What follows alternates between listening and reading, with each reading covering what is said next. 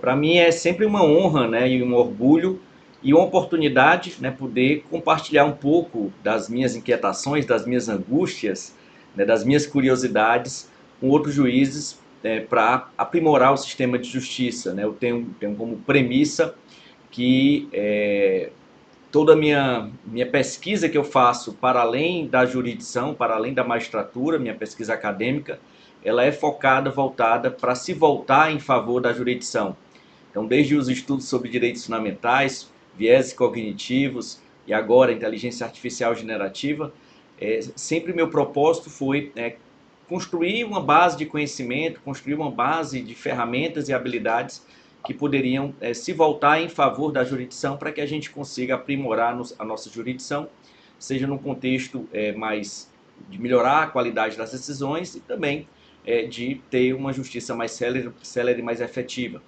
E, em particular, né, desde que eu comecei a falar e a pesquisar e a usar a inteligência artificial generativa, eu tenho encontrado aí uma porta de oportunidade, na várias portas de oportunidade que a gente não pode abrir mão mais.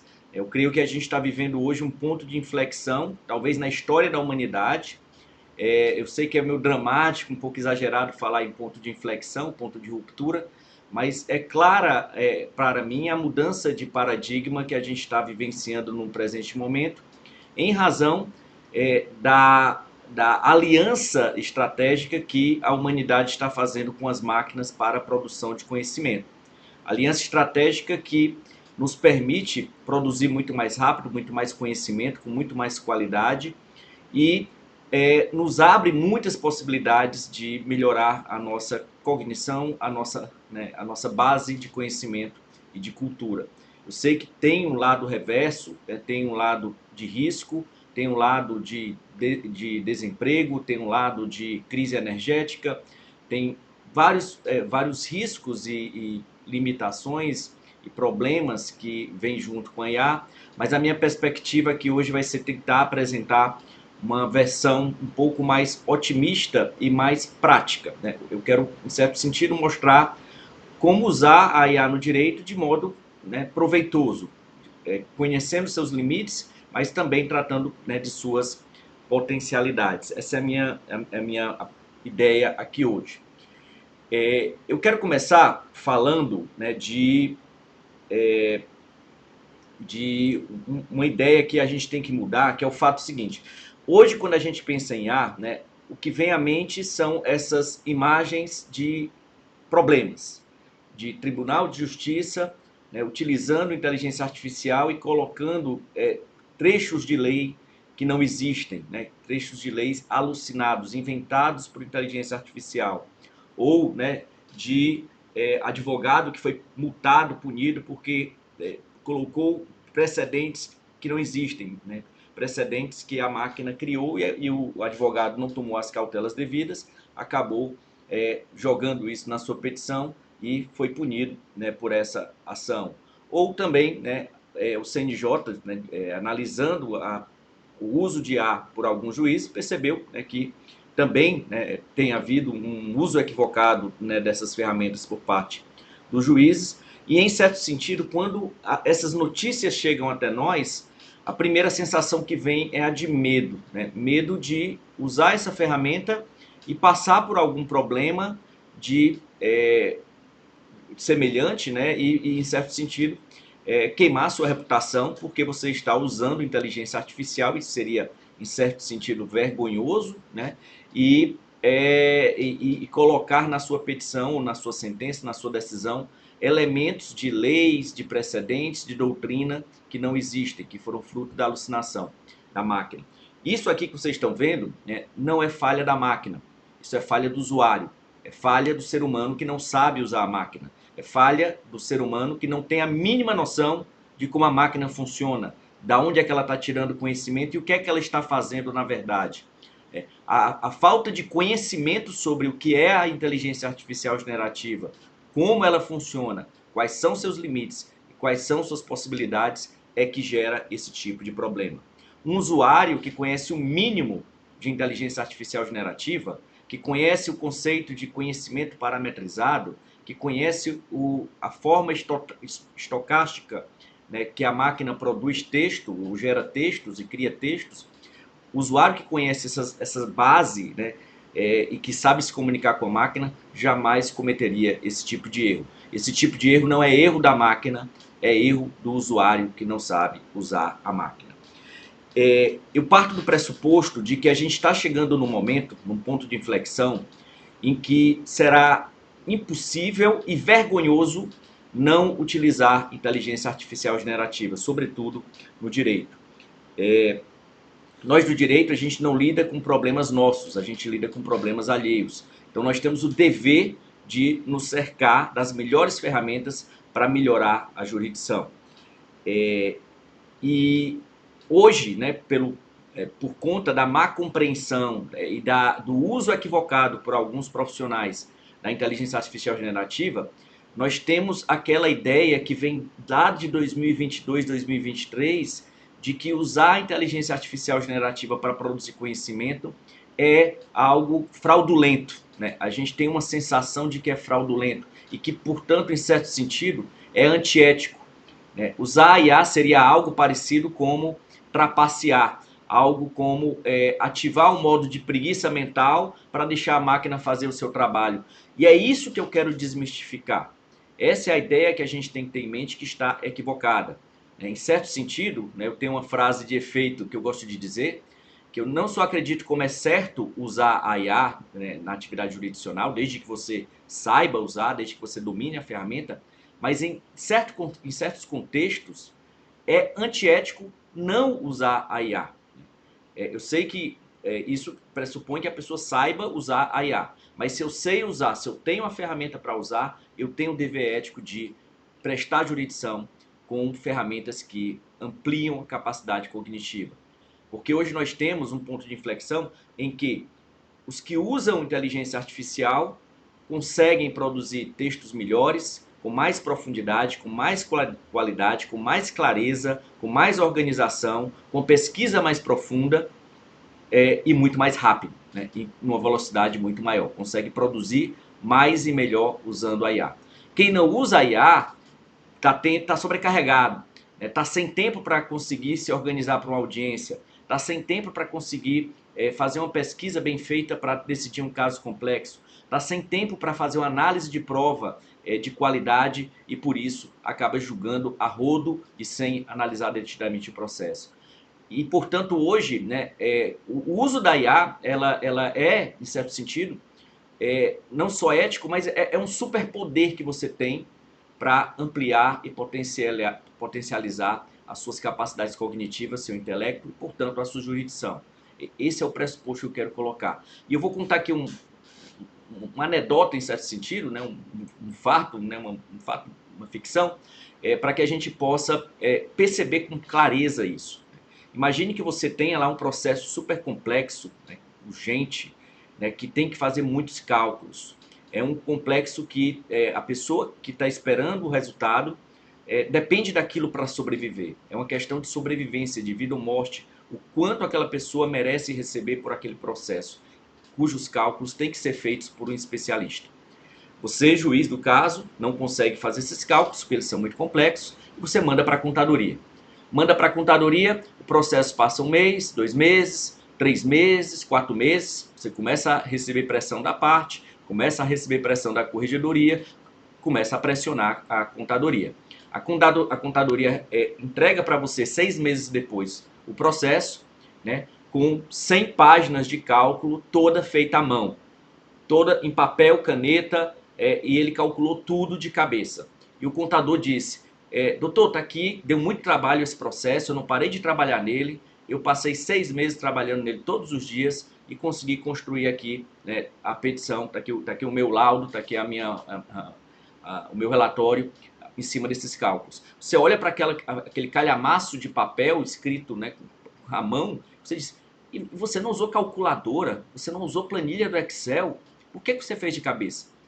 E o contador, se disser, não fiz de cabeça porque eu não sei usar a máquina, você vai entender que esse cara é incompetente. Ou, eu não usei calculadora, nem Excel, né, porque eu não confio na máquina. Você também vai dizer que essa é uma pessoa antiética, ou pelo menos que não tem sentido fazer isso.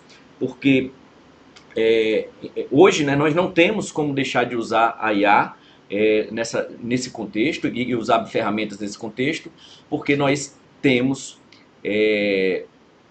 um poder de acelerar a produção do conhecimento e conseguir muito mais precisão e qualidade se a gente usa essas ferramentas de inteligência artificial e de cálculos, né? Como não estou falando de IA propriamente dita, mas ferramentas tecnológicas. E a inteligência artificial generativa nada mais é do que uma máquina de calcular texto. Equivale a uma planilha do Excel, né? Só que ao invés de o output ser numérico, ser, texto, números, é texto e é o que a gente faz no direito.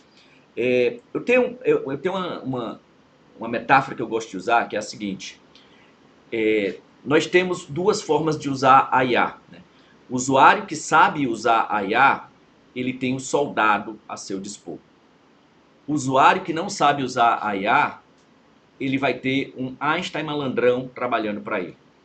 O problema do uso da IA, de gerar aqueles problemas que a gente viu de alucinação, de precedentes falsos, de leis criadas, de doutrina que não existe, o problema é o usuário amador que está ativando o Einstein malandrão, e esse Einstein malandrão está gerando textos que são criados pela máquina, ficcionais, inventados e que não têm suporte na realidade. E ele faz isso tão bem, o Einstein malandrão é tão bom, né, na produção de texto, que o que ele faz parece real, parece verdade. Ele tem uma incrível habilidade de imitar, de emular aquilo que parece verdadeiro. Então, o precedente que ele cria, a ementa que ele cria, é tudo igual. É como se fosse uma deepfake, né, de precedente, de ementa. É muito parecido com a realidade. A gente assiste hoje essas imagens, como essa daí que vocês estão vendo, e claramente a gente sabe que foi criada por IA, porque o Einstein nunca vestiria uma roupa dessa. Mas a veracidade, ela parece tão plausível que em certos contextos poderia parecer como verdadeiro. Né? É a mesma coisa com a ementa. Ele também cria algo semelhante. Ele também cria deepfakes de ementa. Né? Mas você só vai ser enganado, ludibriado pela máquina se você não souber usar. O princípio aqui de uso é que a inteligência artificial ela é um Einstein malandrão para quem não sabe usar a ferramenta e ela é um Einstein soldado para quem sabe usar. E eu quero mostrar para você que o nosso uso do direito é usar a IA, a inteligência artificial generativa, como um soldado, trabalhando para a gente, fazendo aquilo que a gente determina, com extrema habilidade, com extrema qualidade, com extrema profundidade, clareza, elegância e rapidez, velocidade. Né? Então, essa é a função que eu espero que a gente tenha, e aqui nessa apresentação que eu vou fazer, eu vou pincelar aqui alguns pontos. Eu trouxe aqui um quadro, né, para a gente primeiro, né, ter uma compreensão mais global, para depois a gente passar para a prática. Eu vou mostrar algumas ferramentas de IA em ação e mostrar como eu uso alguns exemplos práticos, pelo menos os usos mais simples, para que a gente possa ver o potencial dessas ferramentas na prática. Ponto que a gente tem que perceber também é que nós estamos assistindo a uma evolução e a uma revolução muito rápida da IA. Né? Lá em 2021, antes de o ChatGPT ser publicado e mostrado para o público, né, quando nós tínhamos ainda o GPT-2, GPT-3, nós tínhamos um bebê. Era um bebê, a inteligência artificial generativa, os LLMs que a gente chama, né, os modelos de linguagem de larga escala, que depois, né, se tornaram ChatGPT, Claude, Gemini, Grok, entre outros. Esses LLMs, lá em 2021, eles eram bebês. Bebês que balbuciavam algumas palavras, mas eram engraçadinhos, eram bonitinhos, mas não conseguiam produzir nada incrível. Em 2022, esse bebê cresceu, ele virou uma criança. Uma criança desobediente, uma criança que conseguia falar de modo mais coerente algumas palavras mais completas, algumas frases mais complexas, mas não era tão inteligente assim.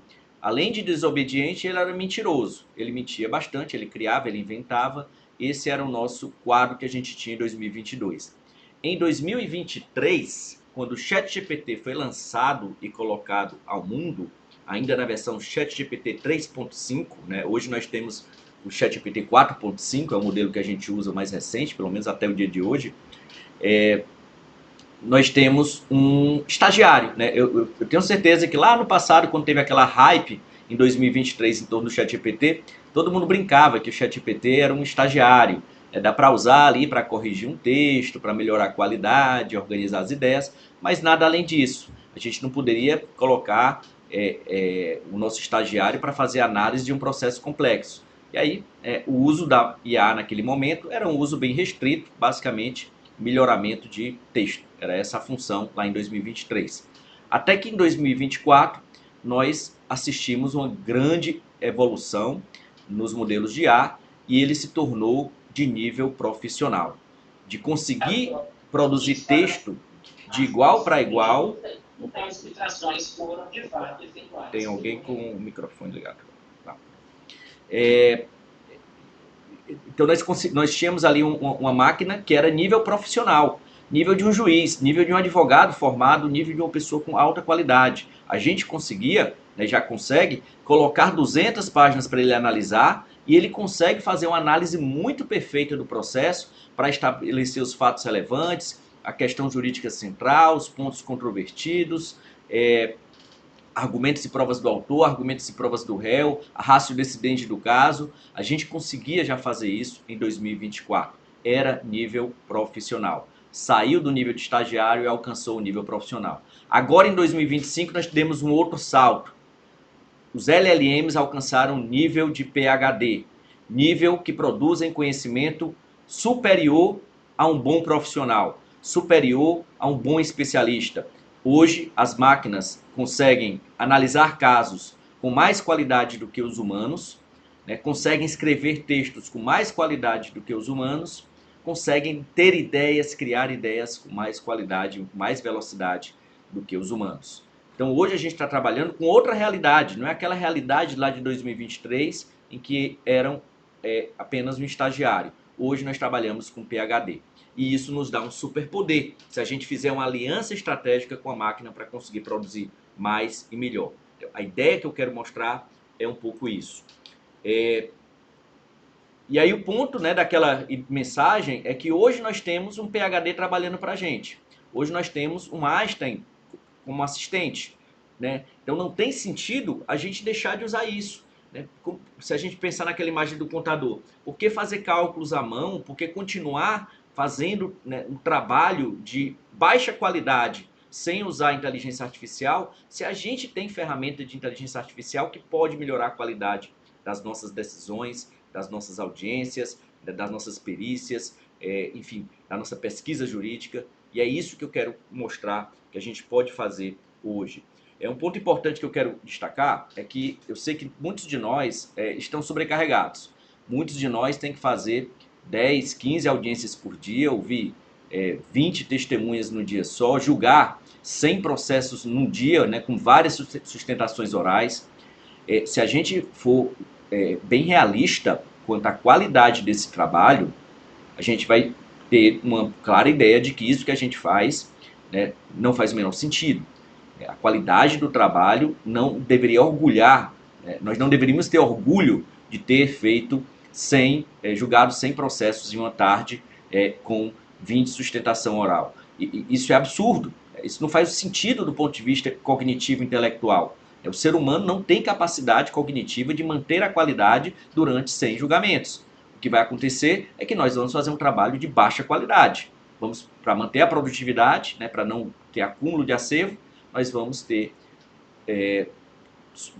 ficar sobrecarregados e vamos ter uma jurisdição de baixa qualidade. E aqui é o ponto que eu quero mostrar, né? Nós, do sistema de justiça, hoje, sem o uso da IA, estamos sobrecarregados. Sem o uso da IA, nós estamos com prazos, com processos, com pessoas presas ilegalmente, né, em presídios lotados. Nós temos ações de guardas para resolver, nós temos previdência também de questão de sobrevivência e que as pessoas solicitam da justiça uma resposta e essa resposta não vem logo. Então a gente tem um problema aqui que o modo tradicional de lidar com a jurisdição não funciona, não dá certo, porque cada vez mais aumenta a demanda e a gente não tem como dar vazão a todo esse pensamento. Por isso que a gente precisa buscar essa aliança estratégica com a IA para conseguir minimizar esse problema. E eu posso dizer para você que se você fizer essa aliança, você vai conseguir sim melhorar substancialmente a qualidade da sua jurisdição. Vou dar um exemplo bem simples, um exemplo bem simples de como eu uso a IA e como isso melhora muito a qualidade da decisão. Eu faço audiências 2 vezes por semana, segundas e quartas eu faço audiência. Hoje teria uma audiência, mas eu consegui mudar por conta da viagem que eu vou fazer mais tarde. Nessas audiências nós ouvimos ali 3 a 4 testemunhas. Eu trabalho numa vara que é relativamente tranquila, não é um juizado, é uma vara civil, mas a gente tem ali essas audiências. Antes, né, quando eu não tinha IA, eu precisava de 2 horas para me preparar para a audiência. Eu pegava o processo, fazia uma leitura profunda do processo, página por página, peça por peça, e chegava na audiência despreparado, porque eu não preparava, não tinha tempo, né, em 1 hora, 2 horas, não tinha tempo para preparar um mapa de perguntas, não tinha tempo de estabelecer pontos controvertidos com precisão, e a qualidade não era boa. Hoje, com 10 minutos de preparação, eu consigo entender tudo o que é necessário para fazer uma excelente audiência. Eu consigo criar, né, elaborar um roteiro de audiência com várias perguntas para serem perguntadas na audiência. Após a audiência, uma vez que eu tenho o áudio da audiência, eu consigo fazer a transcrição imediata, automática desse áudio. E uma vez que eu tenho a transcrição automática desse áudio, eu consigo colocar isso no prompt e me dar um resumo estruturado de toda a audiência que foi realizada.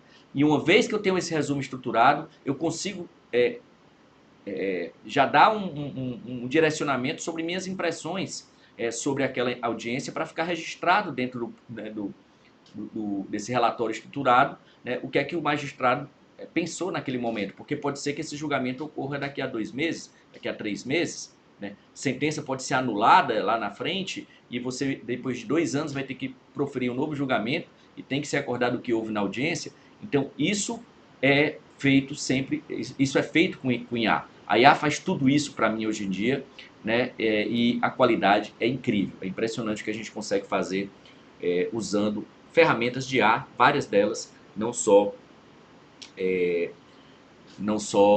ChatGPT, mas Claude, Gemini, Notebook LM, né, Deep Research, várias ferramentas que a gente usa tremendamente. Outro ponto, eu vou dar um outro exemplo. Eu tive segunda-feira, eu tive numa palestra sobre judicialização da saúde eu tive a oportunidade de conversar com médicos, juízes que trabalham com demanda de saúde, que é uma área que eu também atuo e tenho pesquisa bastante intensa sobre isso. Hoje nós temos os NATJUS, que são estruturas que funcionam em alguns estados relativamente bem. Aqui no Ceará funciona bem o NATJUS, mas eles demoram de 10 a 15 dias para fazer um laudo. Então imagine que você tem um caso cuja resposta tem que ser em 1 ou 2 dias. Você não tem 10 dias para esperar por um relatório do NATJUS. Hoje, usando ferramentas de Deep Research, você consegue ter uma análise daquela medicação com tantos detalhes que a qualidade sai superior àquela que o NATJUS produziria. Obviamente, o NATJUS ele é o órgão técnico, é o órgão que vai dar o aval humano, né, de responsabilização daquela decisão e daquele parecer, mas em termos de relatório, de parecer, de análise, a máquina hoje faz tão bem ou até superior do que um corpo de médicos consegue fazer, pelo menos pesquisa de eficácia, segurança e custo-efetividade de medicamentos. Eu posso até mostrar isso para vocês mais tarde. A minha ideia é que no final a gente faça algumas apresentações e demonstrações. Eu posso mostrar isso aqui em ação. Outro ponto que eu queria destacar antes de passar para a prática é dizer que, ao contrário do que se pensa, quando a gente fala em aliança estratégica de ser humano e IA, de buscar extrair da máquina o seu máximo potencial, a gente não está falando aqui de ativar um modo de preguiça mental para desligar o raciocínio humano. Pelo contrário, talvez essa aliança estratégica homem-máquina exija mais cognição do ser humano do que antes. Porque antes, a nossa cognição era limitada a uma análise que hoje a máquina faz e que a gente, portanto, consegue ir além do que a gente fazia antes. Mas para isso, a gente precisa dominar algumas habilidades que são essenciais para que tenha sucesso, né? Para que nós tenhamos êxito no uso da IA corretamente, no uso ético, no uso correto, no uso seguro da IA. Isso aqui pode ser frustrante para alguns, porque eu sei que muita gente quer que a máquina faça o trabalho para você. Muita gente quer um botãozinho que aperte e pronto, esgotou meu acervo. Né? E eu defendo que não, a IA não é ferramenta de automação, a IA não é ferramenta, pelo menos a IA generativa, não é ferramenta de automação, não é ferramenta que vai tirar a sua carga cognitiva, o seu esforço de pensamento, porque para você usar bem a inteligência artificial generativa, você vai precisar desenvolver 5 habilidades. Pelo menos 5 habilidades aqui que eu coloco. A primeira habilidade é o conhecimento de fundo. Você vai ter que dominar aquele tema que você está tratando. Como eu falei, eu não tenho habilidade médica, então eu jamais conseguiria usar a IA para fazer um diagnóstico médico. Eu não sei direcionar a máquina e eu não sei fiscalizar, revisar a resposta da máquina. O grande erro hoje é que as pessoas estão usando a IA sem saber como ela funciona e para conhecimentos que o próprio usuário não domina. E a gente está falando do uso profissional da IA, do uso no direito, né, do uso na jurisdição. Nós não podemos usar a IA para conhecimentos que nós não dominamos. Né? Nós temos que ter uma noção do conhecimento para poder orientar a máquina por meio de prompts e fiscalizar a máquina quando ela dá uma resposta. Essa é a função número 1, conhecimento de fundo, conhecimento do tema que a gente está tratando naquele caso. Outro ponto é o domínio da máquina, conhecer o que é que a máquina está fazendo. As pessoas não conseguem perceber que a máquina não está consultando o texto para responder. A máquina não está reproduzindo pedaços de livros que ela viu, que ela leu. Não.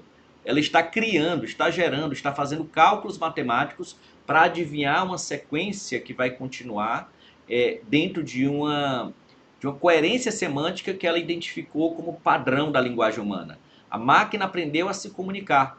Ela, assim como o ser humano, eu estou falando aqui para vocês, e eu não estou consultando nenhum tipo de livro para reproduzir para vocês, eu estou tentando encaixar qual é a melhor palavra que se encaixa na sequência que eu vou criando aqui, a máquina também faz a mesma coisa. Dentro da máquina não tem texto, não tem PDF, não tem Word, não tem base de textos.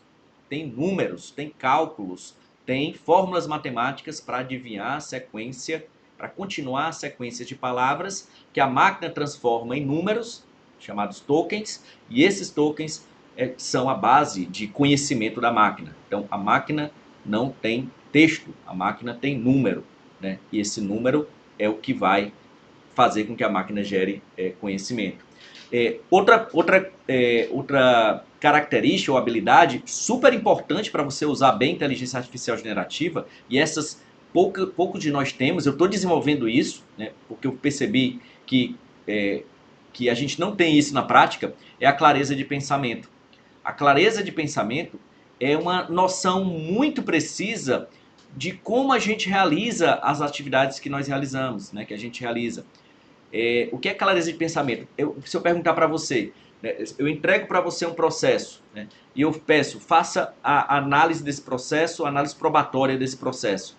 Como é que você faz? Qual é o seu passo? Você começa por onde? Qual é a primeira petição que você lê? O que é que você vai prestar atenção?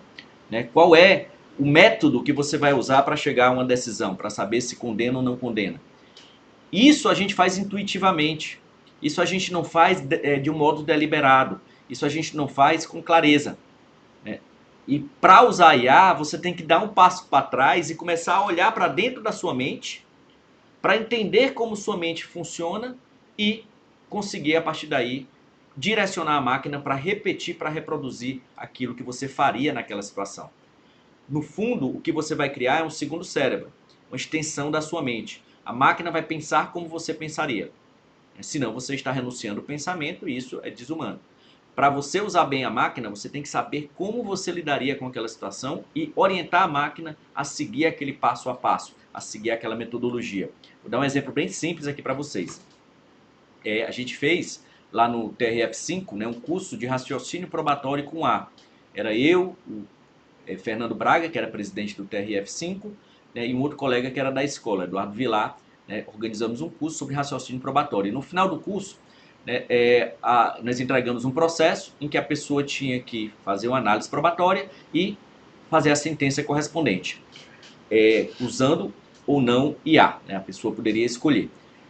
Quem começou a análise do caso pela denúncia, condenou. Quase todo mundo, quase 90% dos participantes que começaram analisando o caso pela denúncia, condenou. Quem começou das alegações finais, inocentou. Pelo menos uma boa parte dos que começaram por alegações finais entendeu que não havia provas suficientes para condenar. Né? Ou seja, o método de análise interfere no resultado. E isso faz com que você precise direcionar a máquina sobre o que prestar atenção, quais são os conhecimentos que ela tem que ter em mente para poder tomar a decisão. Então, clareza de pensamento é uma habilidade essencial para conversar bem com as máquinas. Outra habilidade que a gente precisa ter é estilo de escrita. Muita gente acha que a escrita morreu, né? Que hoje com as IAs as pessoas não vão mais aprender a escrever. Em certo sentido eu concordo, né? A IA nos deixa preguiçosos, assim como a calculadora também nos deixa preguiçosos para fazer cálculos matemáticos, ou como o celular nos deixou preguiçosos para decorar números de telefone. Se nós temos uma tecnologia que funciona como um segundo cérebro, a gente muitas vezes transfere essas habilidades para o segundo cérebro e o nosso cérebro primário vai perder um pouco essas habilidades. Mas no caso do uso da IA, né, da boa comunicação com a máquina, você tem que saber escrita, tanto para escrever os seus prompts com clareza, com organização, com bom direcionamento, ou seja, você tem que saber escrever instruções poderosas, quanto para poder revisar o texto da máquina e também aprimorar a qualidade do texto que a máquina produz. Então, o estilo de escrita hoje também é uma habilidade essencial para conversar bem com a máquina. E engenharia de prompt. Engenharia de prompt é a arte e a habilidade de conversar com as máquinas. É a arte de perceber que a máquina tem uma forma de pensamento que não é tão lógica. É uma lógica diferente, é uma lógica baseada no mecanismo de atenção, é uma lógica limitada pela janela de contexto, é uma lógica baseada no conhecimento parametrizado, né, no modo estocástico, modo aleatório, né, e a gente precisa ter noção disso para fazer prompts poderosos, ou seja, comandos poderosos para direcionar a máquina a fazer exatamente o que a gente quer, como a gente vai ver daqui a pouco, com base em alguns exemplos. Quem não domina isso vai ter uma máquina super poderosa a seu dispor, mas não vai saber pilotar. Né? Imagine que você tem uma Ferrari na sua garagem, né? Uma Ferrari Fórmula 1, né? De alto nível, alta qualidade. Você não sabe pilotar um Fórmula 1. De duas uma. Ou você deixa ele lá parado, ou no máximo, na melhor das hipóteses, anda bem devagarinho nessa Ferrari, o que vai ser até mais seguro, e eu até acho que esse é o melhor uso que você faria da sua Ferrari. Ou se você ousar querer acelerar sem saber dirigir, a chance é que você taque essa Ferrari num poste, né? Que você cause um acidente até, né? Possa causar acidente a outras pessoas. Então, a ideia da IA é a mesma coisa. Se você usa a IA e não sabe usar a IA, de duas uma. Ou você não está extraindo todo o potencial da máquina, ou você vai tacar a sua Ferrari numa parede e causar dano, causar acidente. Né? É essencial aprender a pilotar, entender a lógica da máquina para poder entrar dentro dela e extrair todo o seu potencial. E qual é a lógica da máquina? A lógica da máquina é a lógica dos inputs e outputs. O que é isso? Esses LLMs, os modelos de linguagem de larga escala, ChatGPT, Claude, né, entre outros, são ferramentas que são de linguagem humana, linguagem natural, que foram treinados para simular conversação, modelos de chat, de comunicação. Então, o usuário inicia a conversa e a máquina responde. Então, é uma comunicação em que o usuário começa e a máquina responde. E a máquina responde no nível intelectual do usuário. A máquina se regula em termos de qualidade de resposta pelo nível da pergunta do usuário. Então, se o usuário faz uma pergunta ou um comando, uma solicitação de altíssima qualidade, a tendência é que a máquina responda em alto nível. Se o usuário faz uma pergunta de baixa qualidade, a máquina vai responder com baixa qualidade. Esse é o princípio básico: inputs nobres, inputs pobres, outputs pobres. Vamos a um exemplo para ficar isso mais claro ainda. Imagine que eu quero pegar um processo e quero fazer um resumo desse processo, quero compreender esse processo. Se eu presto para a máquina, resuma o processo, a máquina vai fazer um resumo meia boca. A máquina vai fazer um resumo que não vai funcionar bem, que não vai dar elementos suficientes para a gente compreender todas as nuances desse processo. A gente não vai ter acesso a todos os detalhes, a todos os fatos, a questão central, pontos relevantes, provas do autor, provas do réu, a gente não vai ter nada disso. Para que a gente consiga fazer com que a máquina nos dê uma sumarização, um resumo de altíssima qualidade, a gente precisa criar um prompt para dizer exatamente o que é que a máquina deve nos dar. E a gente faz isso e a resposta vai ser impressionante. Daqui a pouco eu vou mostrar alguns exemplos práticos sobre isso. Dito isso, o nosso objetivo é tentar entender essa lógica e tentar aprender a se comunicar com a máquina no altíssimo nível. Não adianta nada, esse é um defeito que eu vejo também nos modelos de IA feitos pelo Poder Judiciário. O Poder Judiciário, a TI, tem elaborado vários modelos de IA, em que você aperta um botão e faz o resumo da petição, aperta o botão, faz o resumo do processo, e sai uma porcaria. Eu fico vendo, é como se fosse, você tivesse uma Ferrari na sua garagem, e o máximo que você faz é ligar o som. Você não consegue dirigir essa Ferrari. Aquilo ali que a TI está fazendo é tirar todo o potencial da máquina, porque a máquina tem muito mais potencial do que aqueles resumos meia boca, que os prompts padrão que vem nesses botõezinhos que a gente aperta no sistema do judiciário funcionam. A máquina é de conversação, a máquina é de interação. O usuário vai se comunicando e conseguindo extrair da máquina tudo aquilo que ela pode fornecer. Essa é a lógica e por isso que eu acho que a gente tem que aprender a se comunicar com a máquina para poder dar respostas melhores. Hoje, nós temos um grande potencial de uso da IA dentro do direito.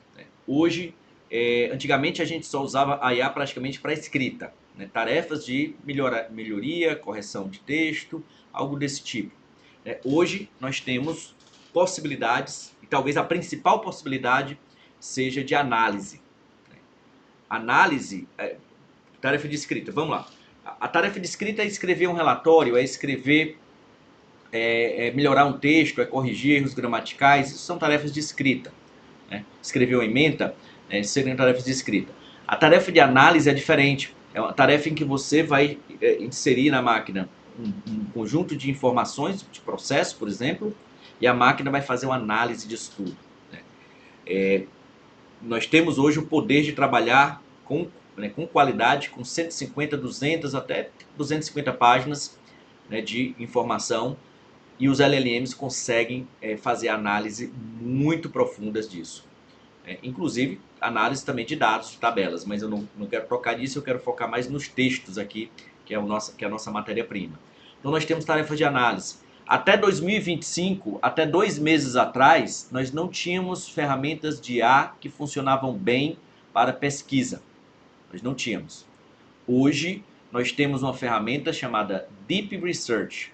São recursos dentro dos modelos, tem dentro do ChatGPT, tem dentro do Gemini, tem dentro do Grok, do Perplexity. São ferramentas que fazem uma pesquisa de altíssima qualidade.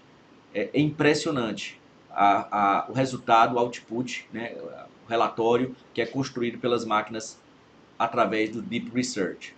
E nós temos também o uso da IA para criação de quesitos, criação de perguntas em audiência, criação de argumentos, criação de ideias, tudo isso a gente pode fazer com várias ferramentas. Se no passado a gente só tinha ChatGPT, hoje a gente tem Claude, que é a mais importante, é a melhor que eu uso, é a que eu vou mostrar para vocês em ação.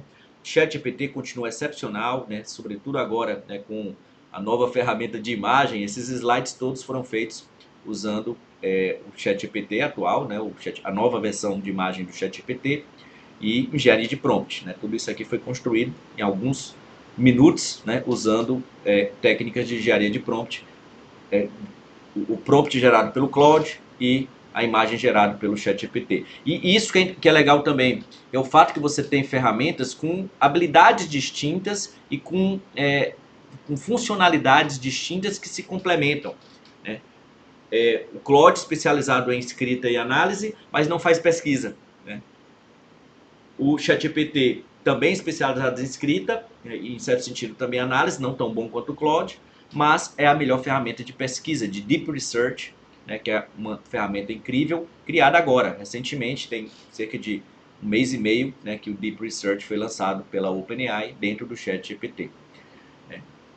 E tudo isso aqui, eu sei que para quem não está dentro desse mundo, e até para quem está dentro mesmo, é muito difícil de acompanhar tudo isso, né? E aí, portanto, o que você tem que fazer, né, é o primeiro passo para qualquer usuário, né, de inteligência artificial, é selecionar ali um ou dois modelos, e no meu caso eu escolho, né, o Claude e o ChatGPT, que são os modelos que vai me suprir para as principais tarefas que eu preciso, né? Infelizmente, esses dois modelos tem assinatura, né, pago, R$ 200, eu não acho, R$ 100 cada, né, R$ 100, $20 é o preço de cada uma, assinatura mensal. Eu confesso que pelo ganho de tempo, pelo ganho de produtividade, pela qualidade que a gente ganha, é muito barato, muito barato. Inclusive eu pago no ChatGPT a versão Pro, que custa $200, né, por mês, de tanto que eu uso a ferramenta e de tanto que eu acho que vale a pena. Não acho que um usuário que não use tanto mereça pagar $200, mas $20 é o preço que eu pago e acho bem razoável pelo Claude. E tem as outras que são gratuitas. O Gemini é gratuito, uma ferramenta excepcional, cada vez melhor, né? Hoje em dia é uma das melhores ferramentas gratuitas que tem, né? Com excelente capacidade de análise, excelente capacidade de pesquisa e gratuita, né? E gratuita. Antes de passar para colocar a mão na massa e começar a fazer algumas demonstrações aqui, né, usando inteligência artificial no direito, eu vou tentar explicar para você aqui uma ideia que talvez seja a principal, né? Seja a principal ideia para você saber dominar a máquina. No fundo, você precisa entender três componentes: camada de comando, camada de conhecimento, que é o que a gente vai ver agora, e camada de estilo. Mas como a gente não tem tempo, aqui é mais uma apresentação, eu quero focar na camada de conhecimento, na camada de conteúdo da máquina, porque a gente, lá da origem, a gente imaginou que a gente estava diante de uma espécie de oráculo que sabia tudo e que tinha todas as respostas do universo. E aí é onde vem a alucinação. É a má compreensão do que é o conhecimento da máquina que nos leva às alucinações. E aí eu vou mostrar aqui para vocês uma técnica bem simples de escapar disso, de evitar isso. Quando você faz uma solicitação para a máquina, escreva um texto sobre liberdade de expressão, e a máquina vai gerar esse texto, ela vai criar algo do zero. Ela tem basicamente três fontes da onde ela pode tirar o conhecimento para gerar esse texto. A primeira fonte é o conhecimento que a própria máquina tem. Os LLMs, eles são modelos estáticos em termos de conhecimento. É como se fosse o cérebro humano. É um sistema fechado. Ele não está ali recebendo aprendizado em tempo real. O que acontece é que você passa por um treinamento e cria um modelo. Esse modelo vai continuar sendo treinado, aí você cria um outro modelo. Esse modelo vai ser treinado e você cria um terceiro modelo. A evolução ocorre entre os modelos, mas o modelo 1 aqui que começou, ele não evolui, ele é parado no tempo. Se você está usando apenas esse modelo vai ter um conhecimento fixo, desatualizado e datado, né? Datado no tempo. Até hoje, todos os LLMs são datados no tempo. Nunca é em tempo real, a informação que ele tem é de alguns meses atrás. Isso não é ruim, isso é irrelevante, na verdade. Para quem sabe usar a máquina, isso é irrelevante, né? Temos o conhecimento parametrizado, que é o conhecimento de treinamento, que a máquina treinou. Basicamente, o que a máquina fez? Os programadores pegaram lá, né, um monte de texto na web, um monte de livro, né, um monte de artigo científico, de matéria de jornal, jogaram lá numa máquina de calcular, no liquidificador, eles saíram lá tirando, né, analisando todas as palavras e criaram uma espécie de index. Eu vou simplificar para entender.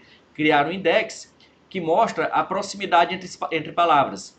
Então, se eu falo liberdade de expressão, é quase certo que nesse texto vai aparecer expressões como direitos fundamentais, censura, limitações à liberdade, discurso de ódio. São expressões que estão correlacionadas à liberdade de expressão e que a máquina aprendeu que elas estão juntas, que elas costumam estar juntas dentro dos textos em que aparece a palavra liberdade de expressão.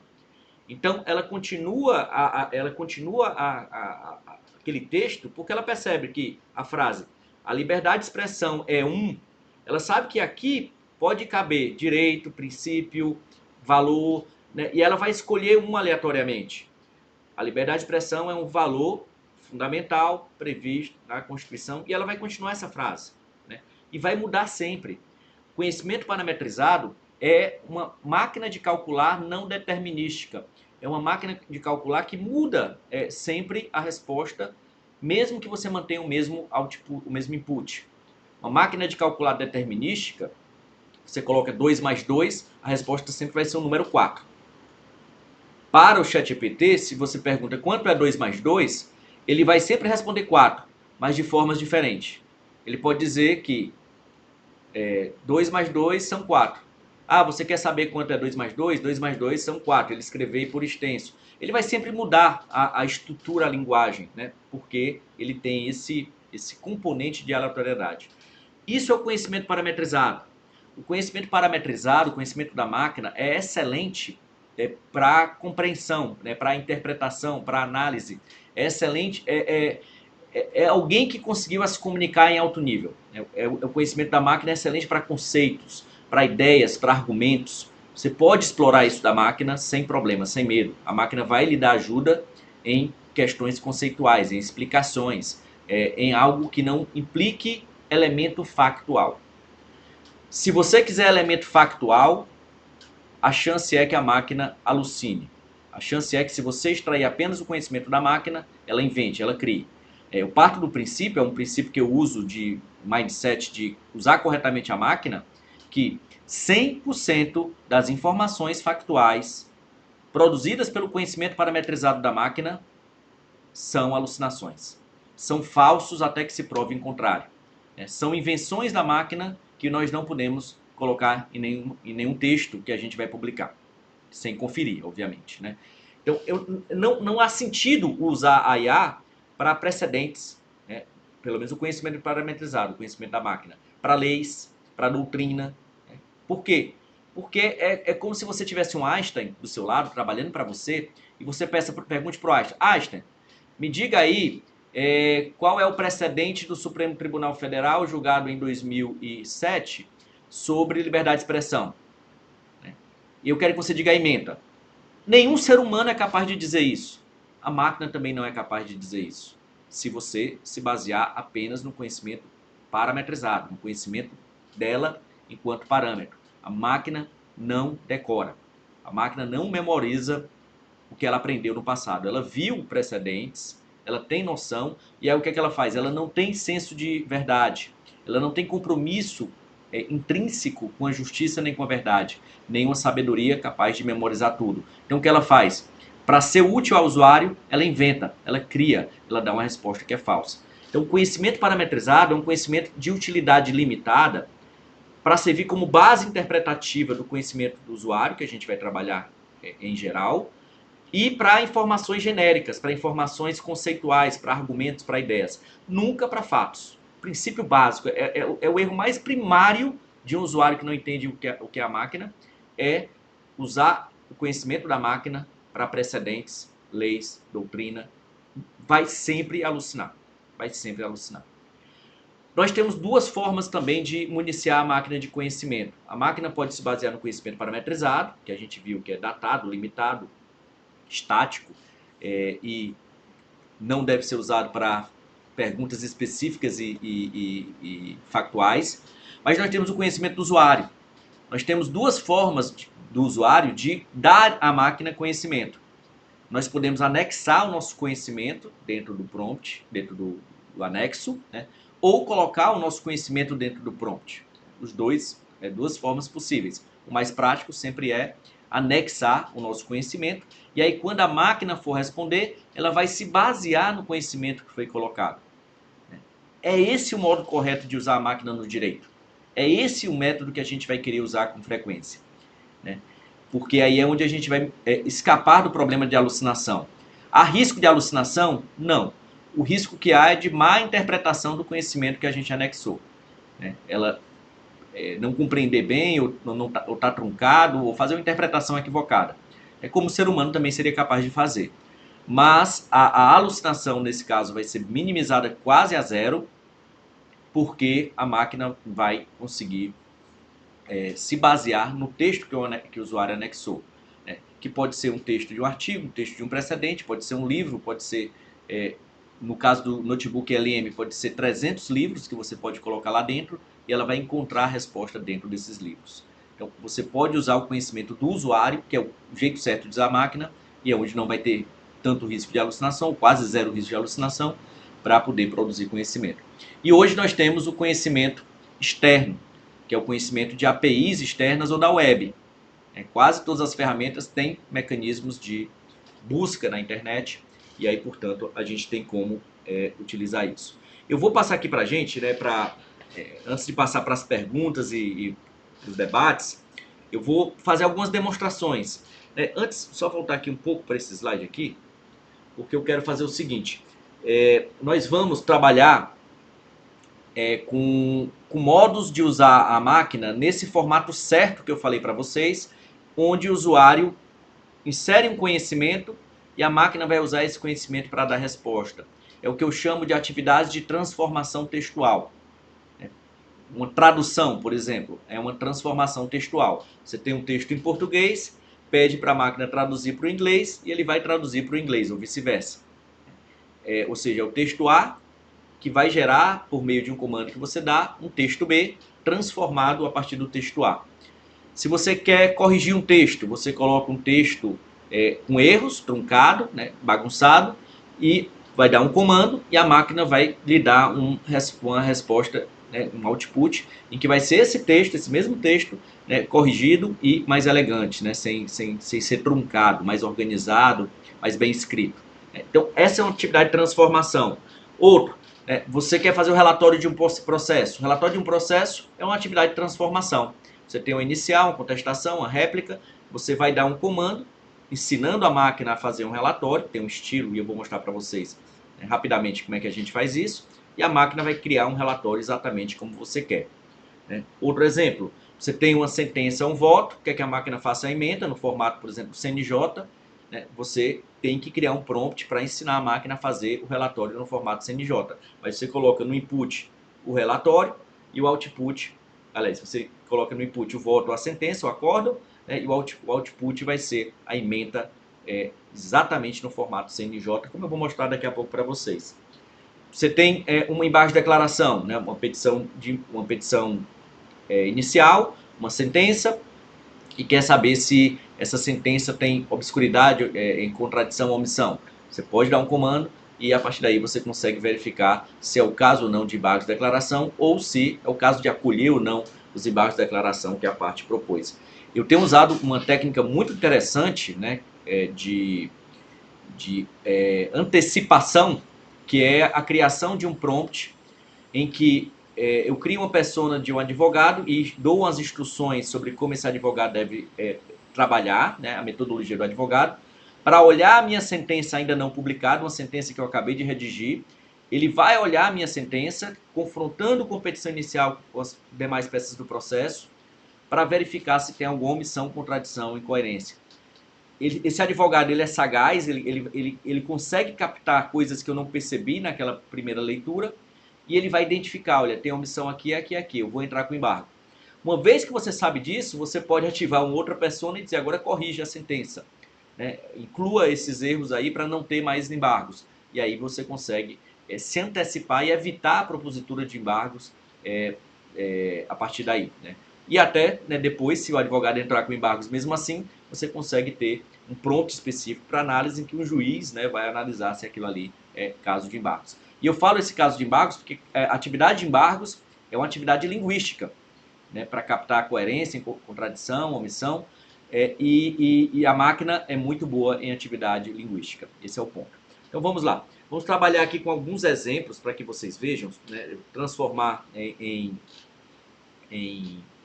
ação aquilo que a gente viu em teoria, que é tentar aqui mostrar alguns usos do Claude. O Claude hoje é a melhor ferramenta de inteligência artificial generativa para o direito, para atividades de escrita e análise.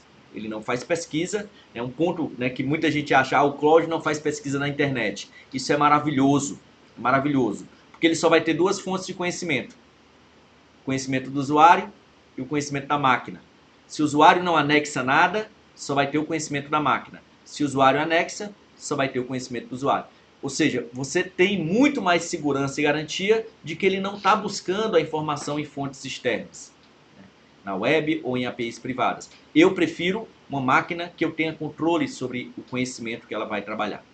Então, por isso que eu trabalho com o Claude, que é incrível a qualidade do material que ela faz. Então, para quem nunca viu o LLM, né, nós sempre temos esse comando aqui, que é onde a gente coloca a nossa solicitação. É o input. O input vai aqui. A query, né, o pedido do usuário, né, o comando do usuário é escrito aqui. Escreva um texto sobre liberdade de expressão, no estilo de Machado de Assis. Aqui, ó, por exemplo, é um texto, é um comando em que eu não estou colocando anexo, o anexo é bem aqui, e que, portanto, 100% da informação que ele vai trazer aqui é do conhecimento da máquina. Então, vamos ver aqui o que é que vamos ver se a máquina, como é que a máquina vai produzir esse texto. E aí, portanto, ele vai escrevendo um texto. De onde é que ele está tirando esse texto? Ele inventou de onde? Né? Da cabeça dele. Ele está criando algo novo, algo que não existe no mundo, algo inédito. Ele não está plagiando ninguém, não está copiando de nenhum canto, não leu nenhum livro, ele está simplesmente criando aqui um texto machadiano, né? Que, claro, alguns mais aficionados a Machado de Assis vai dizer, está muito longe de ser Machado, mas eu acho que poucos seres humanos conseguiriam imitar Machado de Assis tão bom, né? Não há, talvez, no pequeno universo das ideias humanas, questão mais delicada que a da liberdade de expressão.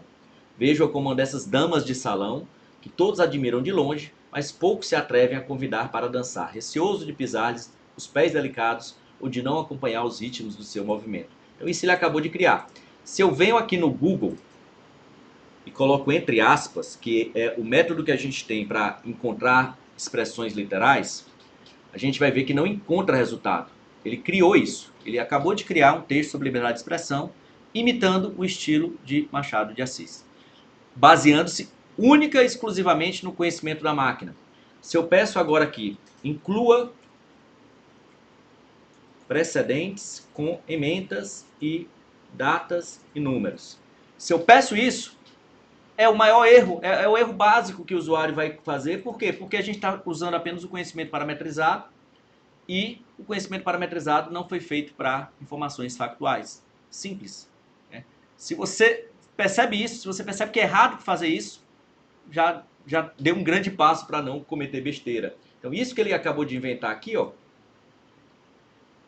a DPF 130 que existe, que é real, né, que é verdadeira, né, mas isso que ele está fazendo aqui é tirado da cabeça dele e é quase certo que isso aqui não existe. É quase certo que isso aqui é inventado. Eu vou colocar aqui mais uma vez, né, quase 100%. Eu sempre parto do princípio que é inventado, né, mas até que encontrou, né, curiosamente ele conseguiu citar, né, um bom trecho da ementa. Vamos ver aqui esse pedaço, mas isso tudo aqui são informações que você não pode confiar. É o jeito errado de usar o conhecimento da máquina. Né? É isso que vai gerar aqueles problemas de alucinação que a gente viu no começo. O erro está nessa pergunta. Né? Ou inclua lei, inclua doutrina, inclua precedentes. Não é, o conhecimento parametrizado não é para isso. Qual é o jeito certo de usar a máquina? O jeito certo de usar a máquina é se baseando no conhecimento do usuário. É onde nós vamos, por exemplo, usar esse botãozinho de anexar, fazer o upload de arquivo colocar, por exemplo, uma petição inicial de um processo e a gente vai pedir para a máquina transformar em relatório. Aqui não é o caso de ensinar engenharia de prompt, mas eu vou colocar aqui um comando para que vocês vejam, né, que é o comando de relatório da inicial, em que a gente ensina para a máquina a escrever um relatório. Né? E aí a gente ensina o que é que ela deve fazer. E esse ensino, né, que a gente faz serve para qualquer caso. Né? Para qualquer caso que você colocar, ela vai saber fazer o relatório seguindo um modelo em que eu digo quais são as palavras que vão inserir. Eu estou colocando aqui, trata-se de... Então provavelmente vai ser, trata-se de ação ordinária de indenização proposta por fulano de tal contra a União com o objetivo de... isso ele vai fazer. Ah, eu não gosto da palavra objetivo, ou eu gosto de escrever no passado, alegou a parte autora que, né, eu posso alterar tranquilamente. Então vamos ver aqui só ver como é que sai esse resultado, né, e a gente vê o que é um relatório de inicial. Traço de ação ordinária de indenização. Da onde é que ele está tirando esse conhecimento? Desse anexo aqui que eu coloquei. Coloquei o anexo. Portanto, toda a informação que a máquina vai extrair desse processo vai ser baseado no conhecimento que eu anexei, né? E, portanto, eu estou transformando essa petição inicial nesse relatório aqui. Aqui ele fez em lista, né? Ele fez em lista corrida. Eu não gosto de lista corrida. Então, eu posso pedir o seguinte. Agora, não use lista numerada. Ele fez em lista numerada, né? Colocou aqui 1, 2, 3, 4. Se você não gosta de lista numerada, é só pedir. E aí, portanto, você tem um controle ou tirar daqui, né? Tirar aqui do prompt, lista numerada, você pode tirar o lista numerada daqui, né? E aí, portanto, ele não vai usar a lista numerada, vai usar isso daqui. Veja como ele foi extremamente detalhista nesse relatório. Isso aqui foi um relatório da inicial, né? Comando simples, comando bem básico, sem maior dificuldade. Agora eu vou mostrar para vocês um outro comando, em que a gente tem o poder de colocar, por exemplo, 5 petições aqui, colocar tudo aqui no processo. Tem petição inicial, contestação, réplica, tem quase 100 páginas aqui de documentos, né? Eu tenho um prompt que é de análise de caso, mas eu vou mostrar uma outra ferramenta para vocês perceberem como é simples. Uma vez que você tem o seu prompt criado, né, você não precisa ficar copiando e escrevendo um prompt de cada vez. Você consegue colocar no estilo customizado, né, e aí nesse caso é um prompt de análise chamado FIRAC. E aí eu não preciso nem fazer comando, eu só clico aqui e ele já vai cumprir o comando FIRAC. O que é o comando FIRAC? É um comando que ele extrai os fatos, os dados do processo, fatos do caso, questão central, pontos controvertidos, direito aplicável, argumentos e provas do autor, argumentos e provas do réu, conclusão com ratio decidente. É isso que é o comando FIRAC. Né? É baseado numa metodologia americana, em que a gente consegue ter uma visão do processo extremamente profunda, extremamente detalhista, extremamente complexa e completa, para, por exemplo, se preparar para uma audiência. Imagine que você seja julgador desse processo em segunda instância, né, e queira entender o caso. Você bota o processo todo aqui no prompt, né, no anexo, pede o comando FIRAC, né, os meus prompts eles são públicos em certo sentido, né, eu não faço questão de escondê-los. Eu gosto que todo mundo use, né, o meu objetivo é melhorar o sistema de justiça, então eu costumo entregar meus prompts para quem quiser usar. Né. E aí você tem... tudo isso daqui é a resposta que ele está dando com base no caso que eu analisei. De onde é que ele está tirando esses conhecimentos, essa informação? Do conhecimento que eu anexei. Né? E, portanto, eu tenho um controle da qualidade do resultado, porque ele está se baseando apenas no documento, né, nos documentos que eu coloquei. E a qualidade que ele faz aqui é superior à de um ser humano, superior a qualquer juiz. Posso aqui, por exemplo, colocar uma sentença do processo que não tem ementa, e pedir para ele fazer a ementa. Então venho aqui, procuro por ementa CNJ. Coloco ementa CNJ, que também tem um comando específico, que eu ensino a máquina a fazer uma ementa no formato CNJ, né? E ela vai fazer uma ementa muito bem feita, seguindo aquele novo padrão de ementa do CNJ, inclusive usando o negrito, usando o itálico, que está no padrão determinado, e toda a metodologia que o CNJ estabeleceu como pressuposto para fazer. Ele fez isso aqui em menos de 1 minuto, né? Ele fez aqui, eu acho que 30 segundos, eu criei uma ementa de uma sentença, baseando-se no conhecimento que eu anexei, portanto, com risco quase zero de alucinação. E a qualidade disso daqui é superior à de qualquer ser humano. Superior à de qualquer pessoa que ache, né, que é capaz de... que a máquina não tem sentido, não tem uso. E a ementa, pessoal, não é decisão.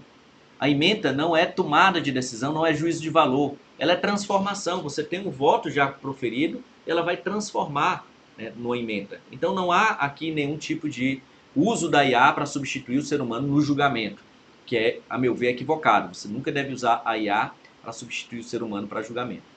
Uma última ferramenta que eu quero mostrar, antes de a gente passar para um debate aí, é usar a ferramenta Deep Research, né? Que é esse botão investigar que tem no ChatGPT. Aqui eu abri o ChatGPT, eu saí do Claude. O Claude não tem Deep Research. Deixa eu aumentar aqui para vocês verem. Esse botão investigar. O Gemini também tem uma ferramenta dessas, que é gratuita. Tá aqui o Gemini. Deixa eu colocar aqui a minha conta. O Gemini tem uma versão gratuita também do Deep Research, né? Você pode usar aqui o Deep Research. E aqui é o investigar do ChatGPT. O que é que ele faz aqui? Eu vou dar um exemplo de algo que eu já fiz antes. Deixa eu ver se eu acho aqui. Vismodegib. Aqui é um exemplo que eu dei, né, que eu posso dar. O que é isso?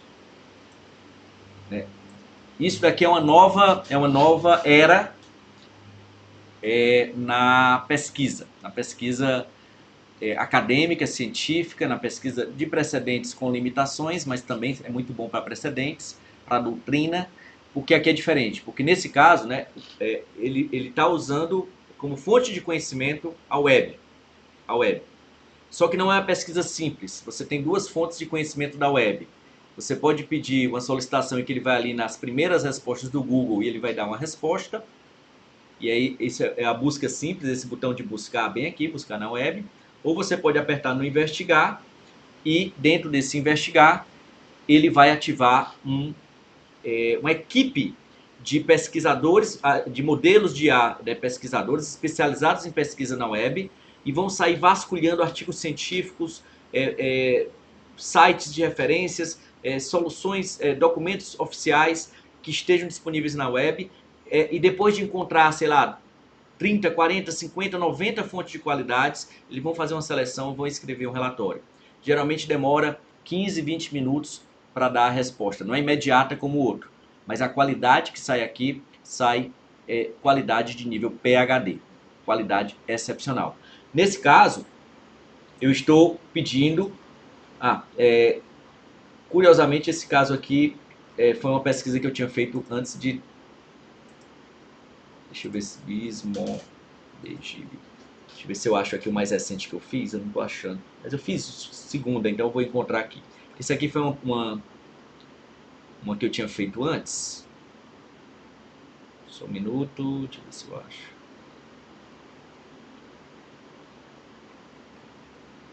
Tem 7 dias, moças. Eu quero mostrar um que eu tenho um comando mais completo.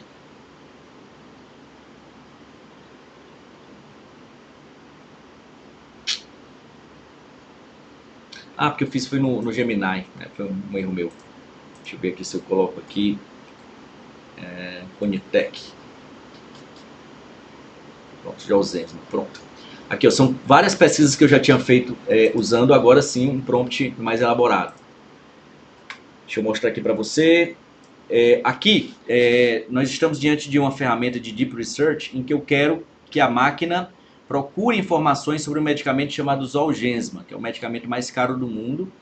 E ao invés de eu pedir pesquise sobre o medicamento, eu estabeleço um checklist de informações e de fontes que ele deve buscar.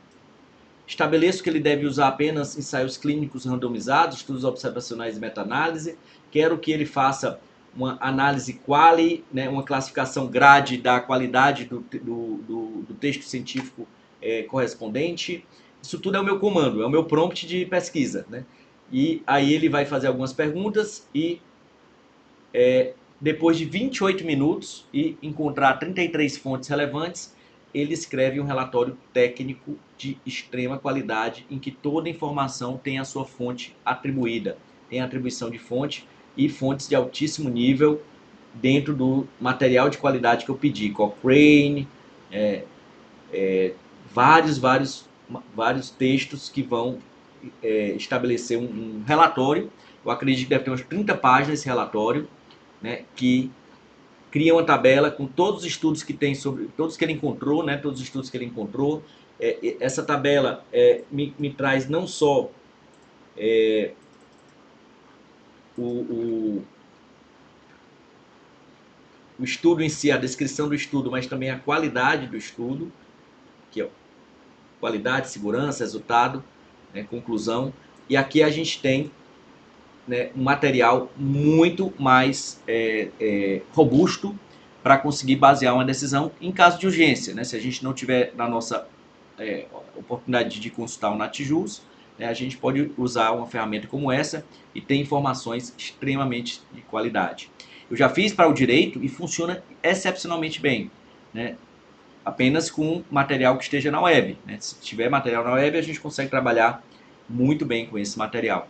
Enfim, aqui foi apenas uma pequena amostra, né, do poder da IA no direito, e o impacto disso, né, nem dá para imaginar o quanto a jurisdição pode ser impactada e vai ser impactada quando, né, os advogados, os juízes, promotores, delegados começarem a usar isso cotidianamente. Acredito eu que a qualidade vai melhorar muito para aqueles que sabem usar.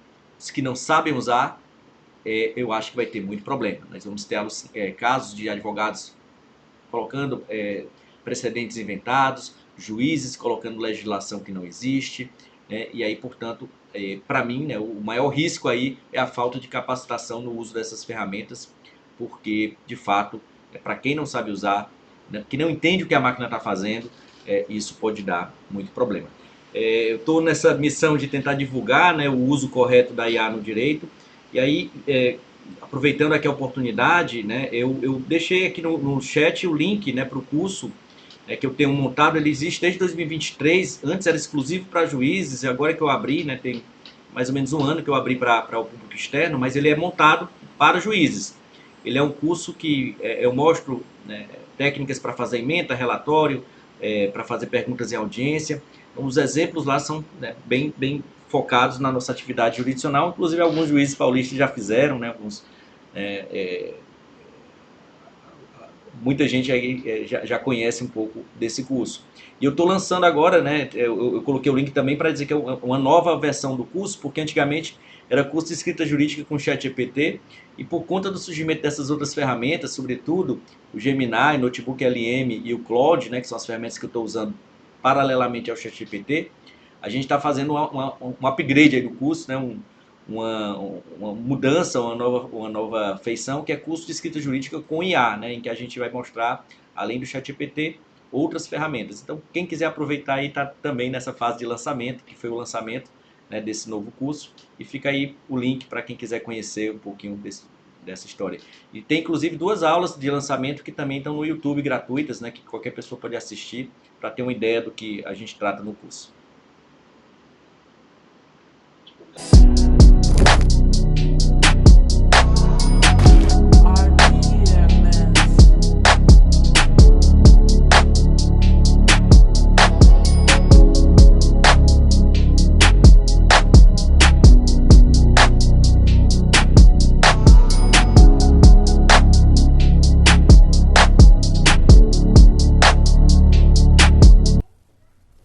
Tudo bom, pessoal? Me chamo Vitor, faço parte do time de sucesso do cliente aqui da Super Aprendizagem, e eu quero mostrar um pouco para vocês hoje do curso Escrita Jurídica com IA e da nossa comunidade Super Juristas. Vamos lá?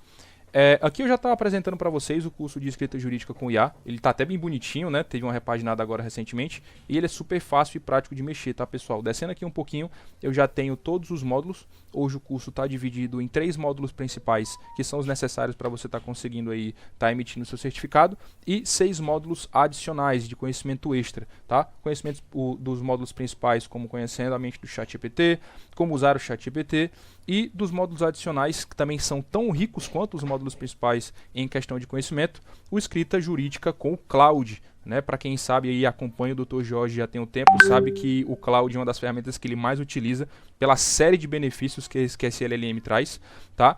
E bastante aula, bastante conteúdo bem rico. E para acessar é super fácil, tá? Basta clicar aqui, ó, em cima do módulo, ele já vai abrir aqui a primeira aula em vídeo e aqui à direita ele vai mostrar para você e hoje, a lista das aulas. Né? Aula 1, aula 2 e esse checkzinho do lado para conferir se você finalizou ou se está faltando concluir esse módulo. Logo aqui abaixo temos o assistente inteligente, que ele já estudou, né? Ele já viu aqui todo esse conteúdo, caso você tenha alguma dúvida ele vai te ajudar a responder. A parte de materiais, caso tenha algum material disponível, vai estar aqui, você pode só clicar aqui e ver. A parte de objetivos, pontos centrais, para aprofundar, tudo isso logo abaixo aqui do vídeo, tá bom? E caso você tenha algum comentário para fazer, um comentário produtivo do que você viu que estava legal, se você gostou, se você sentiu que precisava de alguma coisa, a gente está sempre à disposição e gosta muito de ouvir para trazer essas melhorias para vocês, tá bom? Terminando aqui sobre a Hotmart, a gente vai agora para a comunidade super jurista, que também é muito fácil de mexer, tá? Ela fica hoje no Circle, bem fácil de encontrar. No momento que você faz a contratação aí, você já recebe automaticamente o e-mail do convite e você é direcionado para essa página. Ela inicia por aqui, nesse começo aqui, para você conhecer um pouco sobre as regras da comunidade, né? De como se comportar, dúvidas de como você entrar em contato com um time de suporte, tá bom? Parte de apresentação, que também é super interessante. Aqui é onde a gente conhece um pouco mais você, sobre o que você faz, quais são as suas ambições e onde a gente vai conseguir estar lhe ajudando, não só a gente, mas também outras pessoas que fazem parte da comunidade, elas podem também te conhecer, tá bom? Eventos, aqui é uma parte também super legal, é onde sempre que vai ter algum evento, algum anúncio, coisas que são relevantes para o cenário em que a gente faz essa preparação, a gente informa aqui, tá? Como, por exemplo, as lives que acontecem toda quarta-feira. A gente anuncia por aqui sobre o que vai ser, com vídeo, com texto, com o horário, com o link. Então, a gente faz o possível para que vocês estejam sempre presentes nesses materiais. O espaço do aluno, onde tem um chat da comunidade, vocês podem estar trocando ideia, tá bom? E o prompt do aluno, onde você pode estar criando o seu prompt, compartilhando com outros alunos e utilizando o prompt de outras pessoas, né? Trocar esse conhecimento, servir de fato como comunidade. E logo aqui abaixo, não menos importante, a biblioteca de prompts do Dr. Jorge, tá? E aqui vai de um dos prompts mais utilizados ainda hoje na área jurídica, que é deixa eu descer aqui, o Firac Plus, até um dos mais recentes. Vocês veem que é bastante, ele não para de publicar. Então isso aqui, sempre que o Dr. Jorge tem uma ideia ou ele tem uma criação, ele disponibiliza isso aqui dentro da comunidade, tá certo? E o mais recente foi inclusive também o Firac para o Notebook LM. Prompts acadêmicos, GPTs customizados, tudo isso aqui vai estar disponível para você dentro da comunidade. E se você precisar de alguma ajuda, você também pode entrar em contato com o time de suporte por aqui também, tá? Basta aqui mandar uma DMzinha pra gente que a gente troca essa ideia com você, tá bom? Tô acabando por aqui, espero muito que você tenha gostado dessa introdução aos produtos que temos hoje aqui na Super Aprendizagem. Lembrando que qualquer necessidade vocês podem estar entrando em contato com a gente aqui da Super Aprendizagem pelo nosso e-mail e WhatsApp, ok? E espero você na próxima, né, fazendo parte da nossa central de alunos aqui, e que eu possa ajudar também você a concluir e garantir seu objetivo com o curso Escrita Jurídica com o IA, tá bom? Até mais, vejo vocês em breve, até a próxima.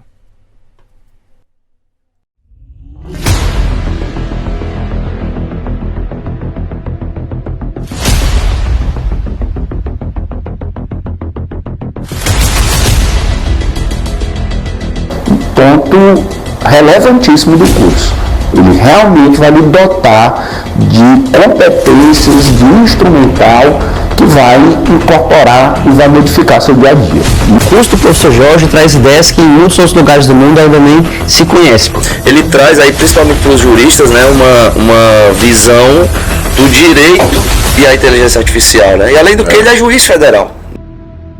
Eu sou o Gilberto Machado II, sou professor da Faculdade de Direito da UFC, sou professor da Unicristos e advogado. Advogo em matéria tributária há mais de 25 anos. Além de dar aula e de atuar como advogado, tanto no contencioso como consultivamente, fazendo pareceres, eu gosto muito de escrever. Eu tenho vários livros publicados, livros na área de epistemologia, teoria do conhecimento, mas sobretudo de direito de processo tributário. O maior diferencial do curso, em minha opinião, pelo menos é o que alterou mais a minha relação com o ChatGPT. Eu já usava o ChatGPT antes de fazer o curso do professor George, mas foi muito importante ter o contato com o curso e com as aulas, com as ideias trazidas no curso, especialmente para saber o que não fazer. Mais importante do que saber usar o ChatGPT, e a contrário senso, é a forma correta de usar, é primeiro sabendo como não usar. Então o curso explica como não usar o ChatGPT e, a contrário, a forma correta de usar. E quais foram os aspectos que mais transformaram a minha vida como advogado?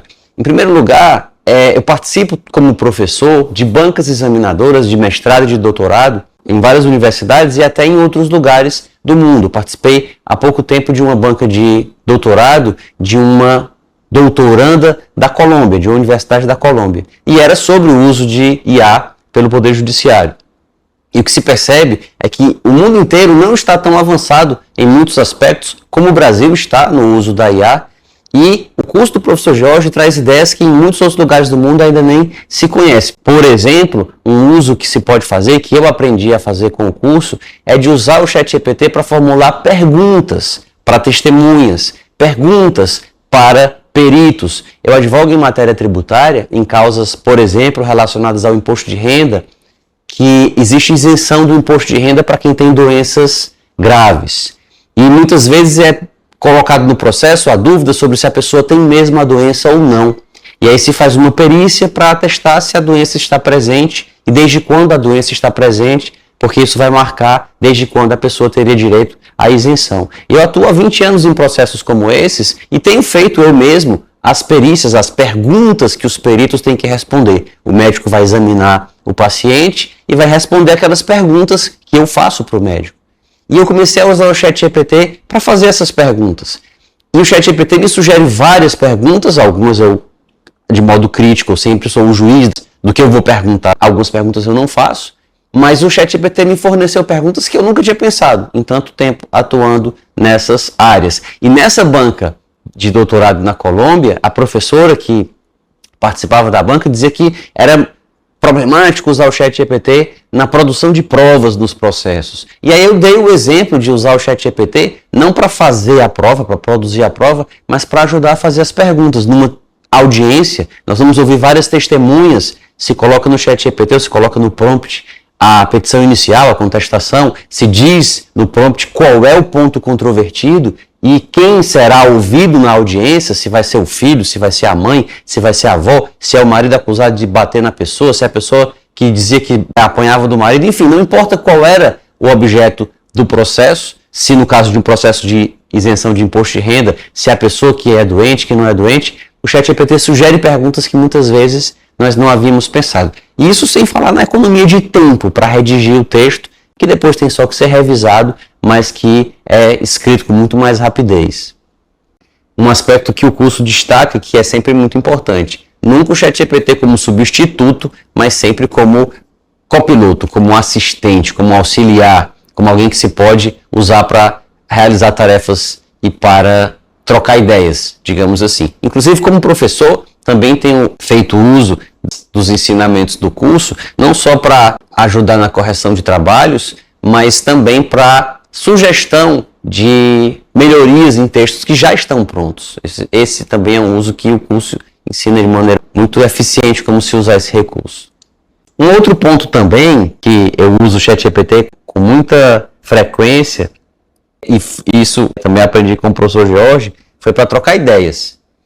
Fazer um brainstorming. Então eu li um artigo, estou com a cabeça fervendo em torno daquele artigo, eu faço o upload do artigo ou no cloud ou no ChatGPT e começo a trocar ideias com ele sobre o artigo. E ele sugere outros artigos, outros autores sobre aquele assunto, ele discute, diverge, e aí de novo, sabendo precaver-se de possíveis alucinações, de nunca perguntar sobre o que está fora da janela de contexto, mas tomando os cuidados que o curso nos ensina, que devem ser tomados e fazendo os ajustes necessários também é um aspecto muito, muito bom. E outro também, que eu lembrei agora, dentro de um conceito que eu aprendi no curso, que é o da camada de estilo, de mudar o estilo de um texto. Então você tem um texto escrito num estilo e pede para ele pegar o mesmo texto que você já escreveu e alterá-lo para ficar num estilo diferente, ou mais claro, ou mais persuasivo, ou com um estilo machadiano, ou com um estilo mais parecido com o de Manuel Bandeira, ou de Eça de Queiroz, ou com o estilo de um aluno de primeiro semestre, ou com um estilo, enfim, para um estilo que seja compreensível por uma criança de 12 anos. Essa camada de estilo também é o que eu uso eventualmente para fazer ajustes nos textos e que foi o que eu aprendi com o curso. Eu acredito que o curso de escrita jurídica com o ChatGPT, ele é útil para qualquer pessoa que deseja escrever e deseja escrever textos jurídicos. Tanto alunos de faculdade, graduação ou pós-graduação, como professores, como advogados, juízes, membros do Ministério Público, todas as pessoas que redigem textos em torno do direito. Eu diria até que redigem textos, mesmo que não sejam jurídicos. O curso é importante. É importante para que se saiba como usar essa ferramenta, é uma ferramenta que não há como lutar contra o uso dela. Não vamos usar o ChatGPT no âmbito do direito. Isso é uma grande bobagem. As pessoas que falam isso são pessoas que não conhecem o uso do ChatGPT. Meu nome é Juraci Mourão, sou procurador do município de Fortaleza, advogado, mestre e doutor em Direito e professor universitário. Então, quando eu soube do curso, naturalmente despertou interesse, não só porque eu já sabia o que o George estava convergindo dos conhecimentos acadêmicos dele e desaguava no ChatGPT, mas quando eu fiz o curso, realmente foi uma mudança de paradigma para mim. Eu até comentei isso com ele, foi o conhecimento que eu adquiri que foi o mais importante dos últimos anos, porque mudou a minha prática e mudou até mesmo a maneira de eu fazer alguns estudos. Então, sem dúvida nenhuma, o curso me fez desenvolver uma habilidade que a partir de então passou a incorporar meu dia a dia. Isso é um ponto relevantíssimo do curso. Ele realmente vai lhe dotar de competências, de instrumental que vai incorporar e vai modificar seu dia a dia. Isso é algo inquestionável, isso é algo certo. Que é um curso online em episódios curtos, que você consegue assistir pelo celular, se quiser assistir na televisão consegue, com fone de ouvido, viajando, é um novo formato. E olha, você que está assistindo a live agora já demonstrou pelo menos um interesse em conhecer essa nova ferramenta, essas novas competências. O que eu posso dar o testemunho é, faça o curso. Não perca tempo para adquirir essas novas habilidades. Imagine que depois do curso você vai ser um profissional mais completo. Vai mudar mais ou menos de uma versão analógica para uma versão digital. Ou para uma versão meramente digital, agora para uma versão digital com inteligência artificial. É mais ou menos isso que eu posso testemunhar para quem está assistindo a live agora. O uso do ChatGPT, pelo menos assim na minha prática, eu posso citar 3 elementos.